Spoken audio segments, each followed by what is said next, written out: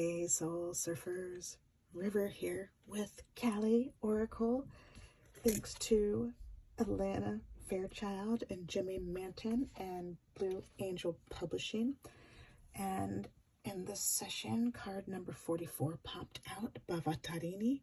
But before we jump into the Callie Oracle guidebook and share what is within those pages, we need to let you know that only your intentions and actions determine your future. So thank you for using your gifts of discernment before deciding what to gather and take away from this reading. And we are not a doctor, lawyer, therapist, so our reading is no substitute for theirs. This reading is for fun and games, for shits and giggles, for entertainment, for education, for flexing our heart, mind, body, soul, spirit, emotions, and intuition. And at the least, we hope to cause harm to none. And at the most, we hope we may assist you on your healing path. And let's ring a bell and clear the space. Thank you so much. Maybe you say Thich Nhat Hanh's bell mantra with me if you know it. And here we go.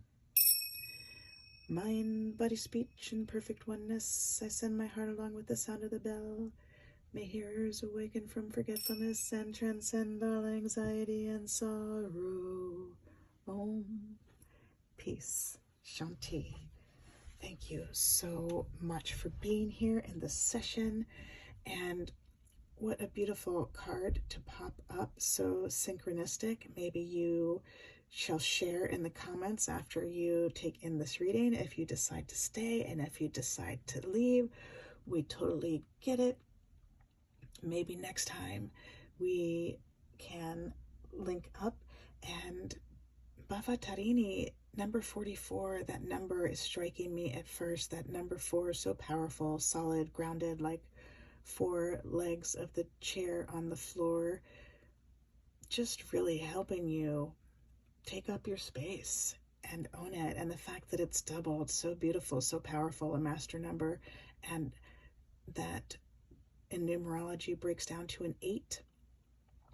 And that 8, number of power and infinity, helping us see our karma and break through old patterning. And Bhavatarini is all about that. And this is the last card in this deck, number 44, which is also extra special. And of course, so much more with that numerology, and we invite you to explore on your own or share in the comments if you want some other symbology associated with that. And now we are jumping into the book, and there's 3 parts: an introduction, a main chunk, an invocation ritual, and then a 4th part after the invocation ritual, or within it. 5th if you include the closing. So just to give you a heads up, this is about, I don't know, less than a 15-minute reading. And here we go. The tantric priestess of karmic release manifests with the capacity to integrate higher divine energy into even the most stubborn patterning that has so far resisted healing. When momentum is building and you don't know how to stop fueling the fire or reverse the damage, she appears. Her presence indicates that this is a powerful time for spiritual work and healing practices. She will support the work, and much growth can come from it, particularly at this time.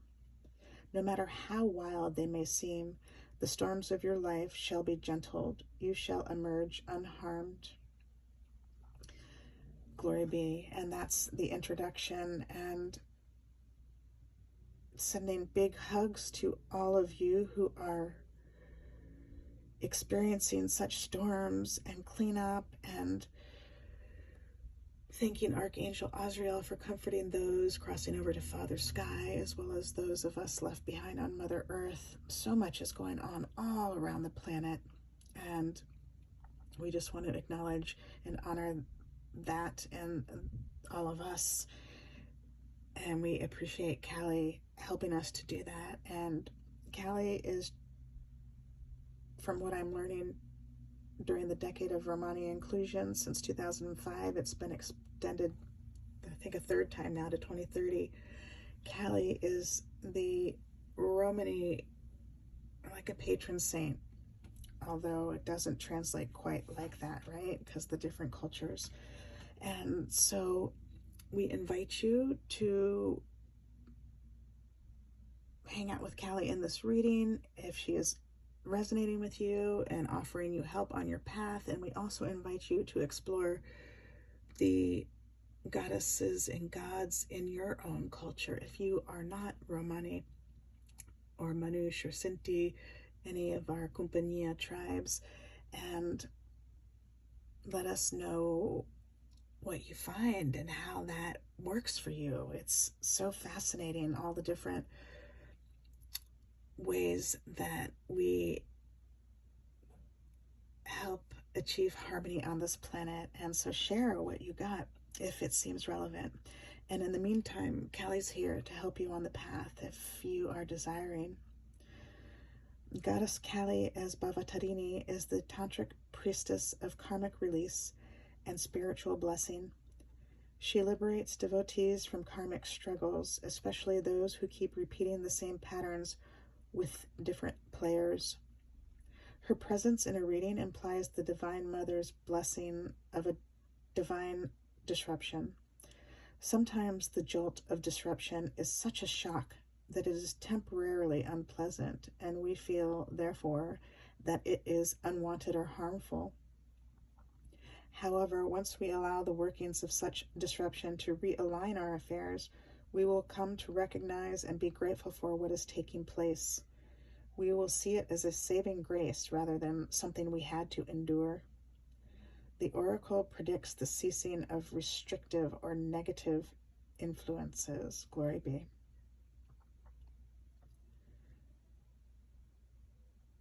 That piece about helping with those who keep repeating the same patterns with different players, coming from the space of being an orphan, an adoptee, a gypsy, lowercase g, Romani, uppercase R, that, oh my, how many lifetimes have we been through this, playing different roles, and to see it from this perspective and helping come to a more balanced, equitable contract for ourselves of our own free will. It's quite thrilling, and helping others do the same. And some of us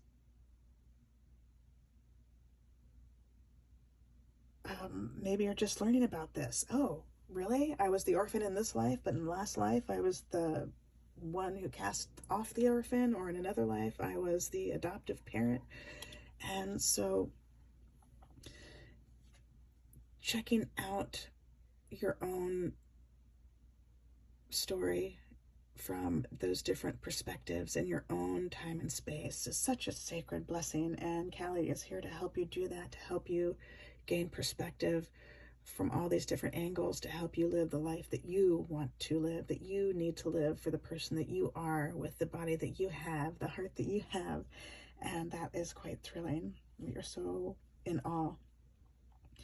And Ma is adorned with flowers in recognition that she is celebrated during puja. Unlike the fierce Kali, who is adored in fearsome places in the dead of night, the kind Bhavatarini is adored in the celebrations of the light. The puja, or sacred ritual, can be very simple. In its most basic form, it is a call to the divine ones to manifest on earth. It is a creation of light, and it has a cleansing effect on those doing the puja, and if the intentions and receptivity are strong enough, on the surrounding people and areas. Glory be. It's so thrilling and powerful, just wonderful. Bhavatarini teaches that our spiritual activities can have a positive influence more than we think is possible. In a reading, Bhavatarini foretells of a profoundly positive and expansive energy that will become available to us if we are willing to open our hearts to her. She also reminds us that we don't have to wait until things become severe to call on the Divine Mother's assistance. Why not call for her daily, not only to resolve issues, but to prevent them from gaining traction in the first place?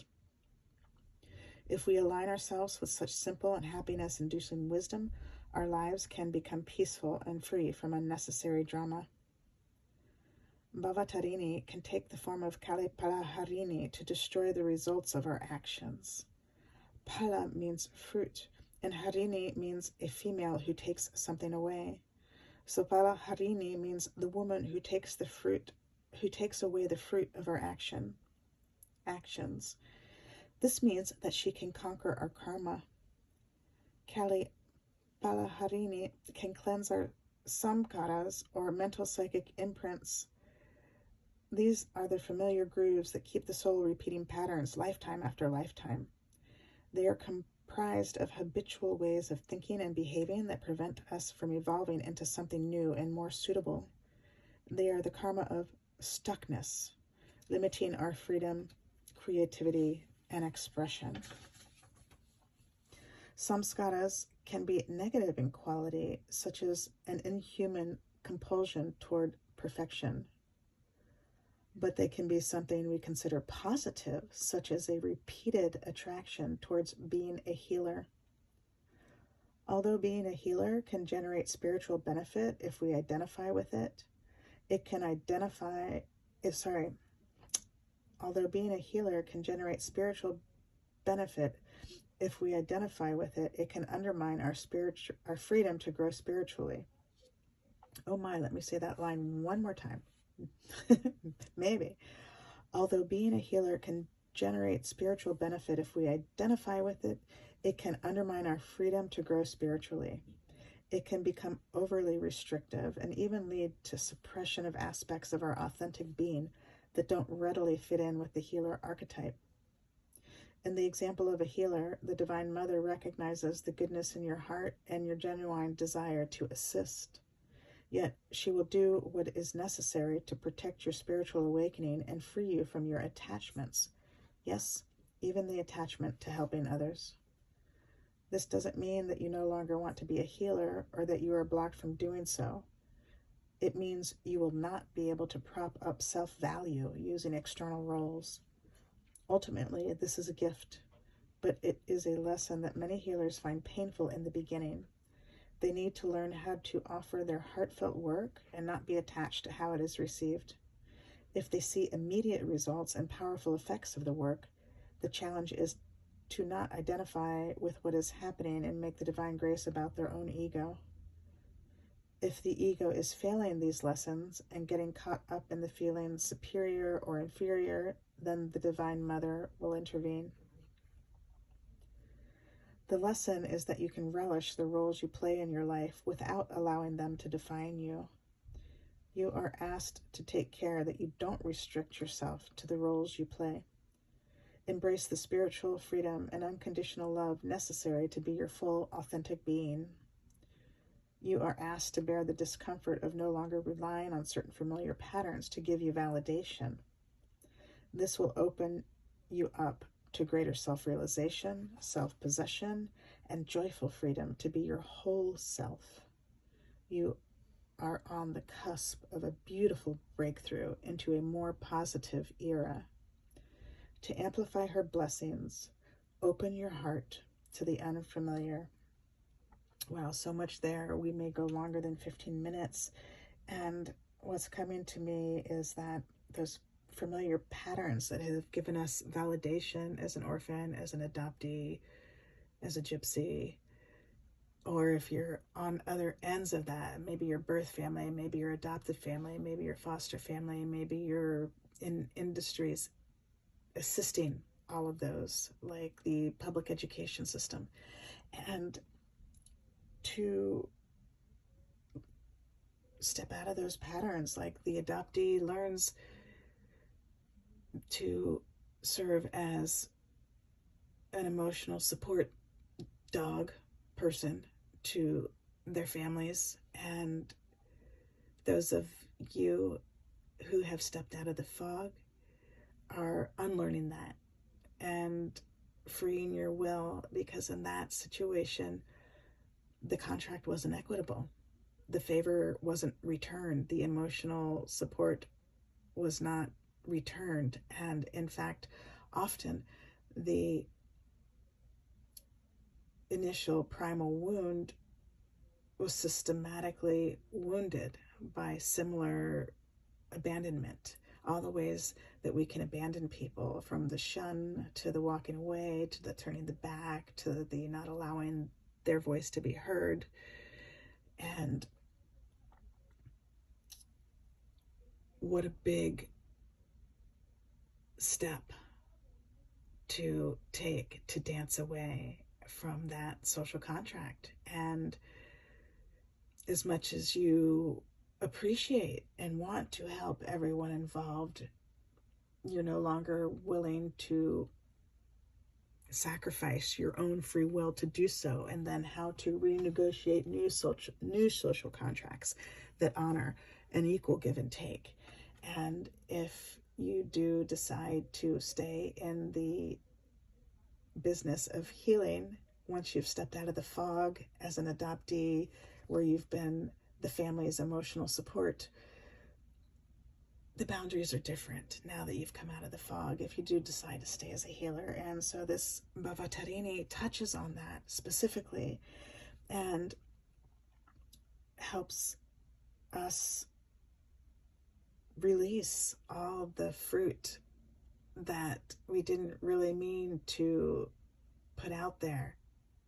The maybe mirroring the madness, like the abused dog backed into the corner, or you fill in the blank. There's so many different ways it plays out. So we're so in awe of Callie helping us play through with these very challenging and sensitive situations.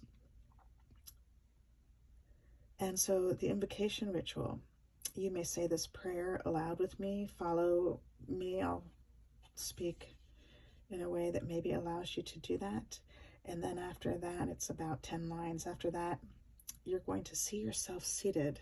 And so you know when I get to that part, that the invocation ritual, the prayer's done, and then we're going into the last two segments, a little visualization and a closing prayer. So here is the invocation ritual. You may say this prayer aloud with me. Beloved Ma Kali, Bhavatarini, Kali Phalaharini, please help me release attachment to the outcomes of my actions so that your grace can manifest without inhibition or constraint. Thank you for helping me release those attachments. Thank you for aborting negative karmic momentum flowing from me or toward me. I place my trust in you. You are the strength that overcomes the current. You are the peace that arises in letting go. You are the graceful and effective wisdom manifesting spontaneously for the spiritual benefit of all beings. May your beautiful kindness and liberating wisdom emanate within my heart always. May I love you more than I love certainty and control. Jai Ma Kali, Jai Ma, Jai Ma, Jai Ma.